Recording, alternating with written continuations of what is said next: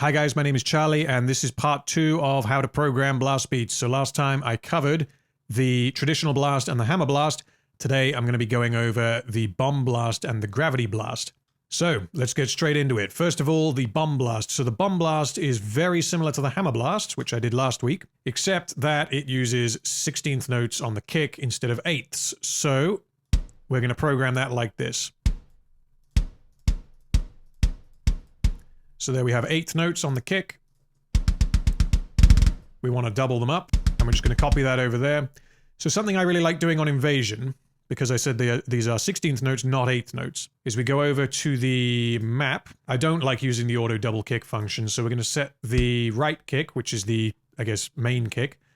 That is going to be C1, and the left kick is going to be B0. So the left and right kicks on Invasion, at least, are different samples. You'll be able to hear they do sound different.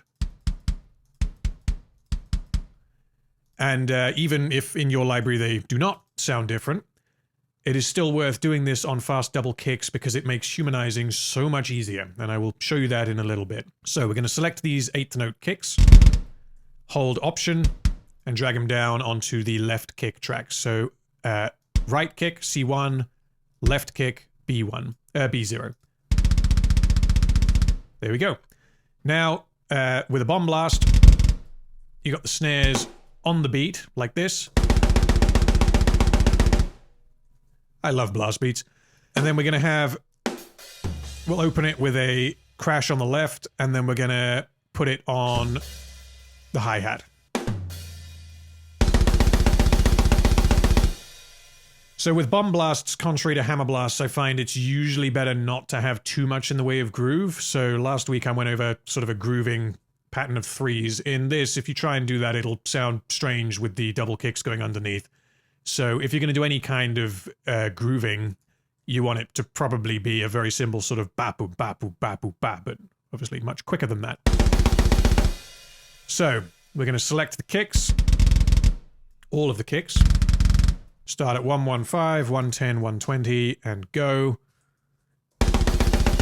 So, the reason why it is so much easier to program kicks on 2 different MIDI notes is because with the left kick, I can simply select them and bring them down.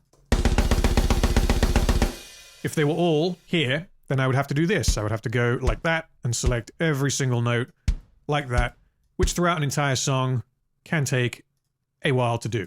So even if you are not using a kit that has a different left and right sample, if you're programming death metal or anything that's fast with a lot of double kicks, I suggest mapping even the same sample to 2 different notes so that you can have a left and a right kick. Because as I said, it makes it easier to simulate a harder hitting drummer with his right foot. So there we go, that's okay for now. With the snares, we want a similar velocity to where we went with the hammer blast, which we're going to set that to 82, and we're going to set this to 78, and we're going to hit go and see what that sounds like. Yep, happy with that, and we're going to just drag down every other note a little bit more. And then the hi-hats. Hi-hats, we're going to do the same thing.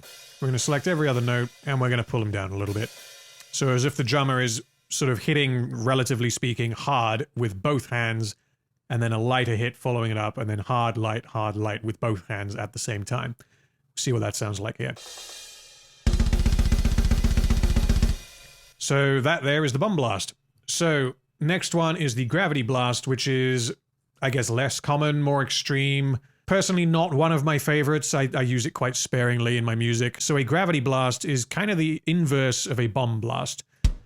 So once again, we're starting off with 8th notes on the kick. Then we're going to select them all, put them on the snare, and double them up. So this, in essence, is a gravity blast. Again, we're going to pull them down just because that's very distracting when we're trying to program. And we're going to put every 8th note on the... Where should we go? Let's use the ride. Why not? We haven't used the ride yet. So we're going to start with the crash cymbal that is closest to the ride, because that leaves the drummer's hand free to go to the ride. If you started on the left crash, then he'd have to move all the way across the kit, which he would probably not be able to do in time. So just little things like that make drums sound that much more human. So again, we're going to stick the kicks between 110 and 120. And I'm going to do the snares last this time. We're going to do the ride. So we're going to select every offbeat on the ride bell, and we're going to pull it down. So that kind of thing stops it from sounding quite as, I guess, monotonous. It needs to have some kind of rhythm to it. So this one here was too quiet. So with the gravity blast, the drummer is not even really hitting the snare. It's a very fast one-handed roll.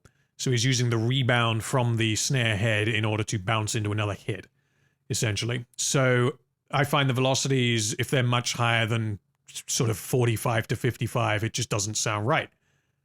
And right now they're at 67. So let's, yeah, that just sounds a little bit silly. So we're going to select these. We're going to go 45. No, we're going to set that to 50. Minimum of 45. Maximum of 55. Go. And now we'll just have a listen. So even that sounds a little bit too high. So we're going to pull them down a little bit more. So with something that's this fast, it doesn't make sense really to have a huge amount of variation between each hit. I know he's not playing this with left hand, right hand like he would in a drum fill. This is all left-handed. But due to the speed of it, it doesn't really make sense to be alternating each hit and having it go hard, light, hard, light. The only other thing really to just keep in mind is that this velocity here of like 40 might not work on another sampler. So don't just copy these numbers. Even if you are using Invasion, I strongly suggest learning the velocity layers yourself. But if you're using something that isn't Invasion, these numbers probably won't work at all. So just mess around with it until it sounds right. Anyway, that brings us to the end of part 2 of how to program blast beats. I hope you found it useful and informative. Please let us know what you think in the comments, and be sure to check out the Brickwall Sounds website, Facebook, and Instagram, and we will see you soon.